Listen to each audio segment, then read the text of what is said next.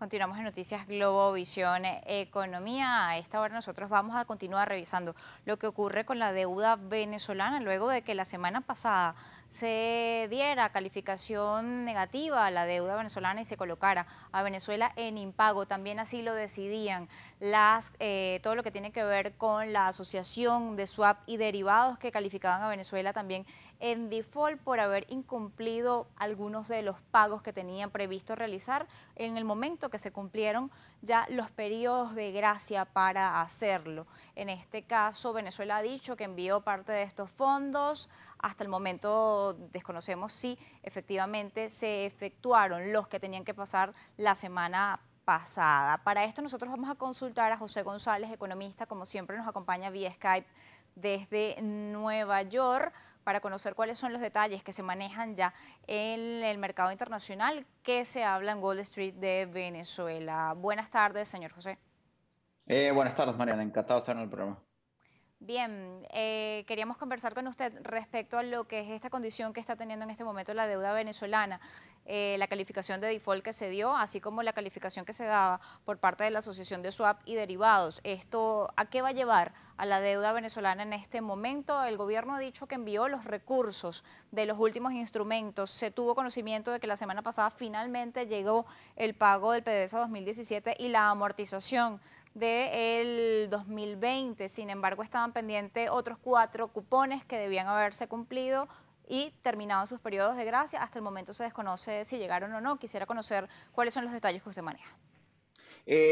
La opinión, las confirmaciones, los detalles que se escuchan esta mañana en Nueva York es que los dos pagos no han llegado efectivamente y que el pago de electricidad de Caracas es de alguna forma fragmentario. No se llega a confirmar con certidumbre que los fondos se han recibido en todos los bonistas al mismo tiempo.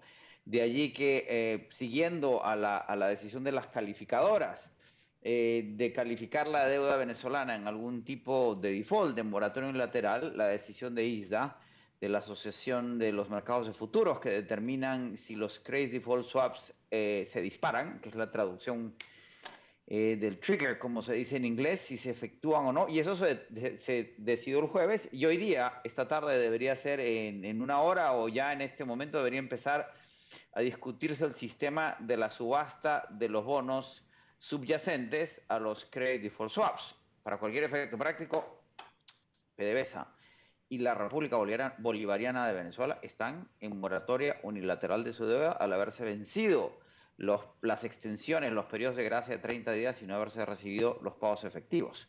En este trance están bonos que ya están en default, bonos que podrían estar en default y bonos que no se saben en default, que implican un monto por 1.150 millones de dólares.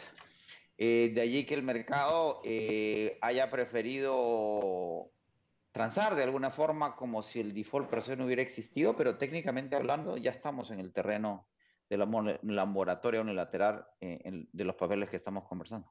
Ahora, finalmente quisiera detallar con usted qué implica o cuál es la definición que se le puede dar a un default restringido. ¿Qué significa un default restringido y cuál es el efecto que esto puede tener para todos los acreedores y sobre todo estas aseguradoras de riesgo? El default es restringido porque solo están en default aquellos papeles que no han sido cancelados, aquellos bonos que no han sido cancelados y que han excedido el periodo de gracia de los 30 días. De ahí que ISDA no pudiera postergar más su decisión.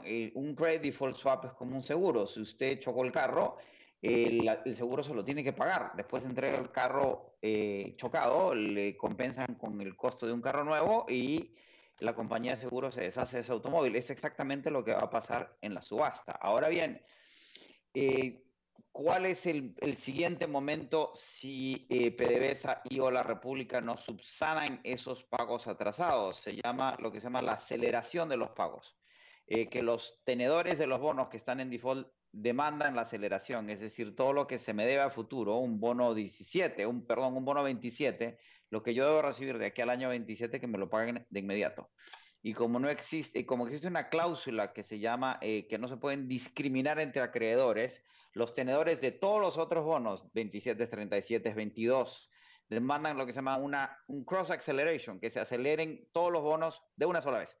Alguien me preguntaba, ¿y eso de qué sirve? Si no me pueden pagar el cupón, no me van a poder pagar todo el principal de esos bonos que les debe. Una vez decretado el cross acceleration, la aceleración de todos los bonos, se pone presión en el acreedor para que me pague de alguna forma. Es decir, que reestructure de una manera que sea creíble para los acreedores y el acreedor se garantice algún tipo de forma de pago y se lleva el tema recuerde que las bancarrotas, los defaults, las moratorias de pago en Estados Unidos se deciden judicialmente y con un cross acceleration un juez determina las medidas que se deban tomar para que esa deuda sea pagada. Y en este caso se podría argumentar en los próximos meses. Estos son procesos que toman tiempo. Dependiendo si los bonos tienen o no cláusulas de mayoría, se necesita el 25% o más de los bonistas para demandar una aceleración. Y esos mismos bonistas podrían argumentar en las cortes norteamericanas que hay lo que se llama un cross default. Es decir, que PDVSA y la República Bolivariana de Venezuela son lo mismo, en lo que se llama una argumentación legal de alter ego. PDVSA es el alter ego de la República y a la inversa.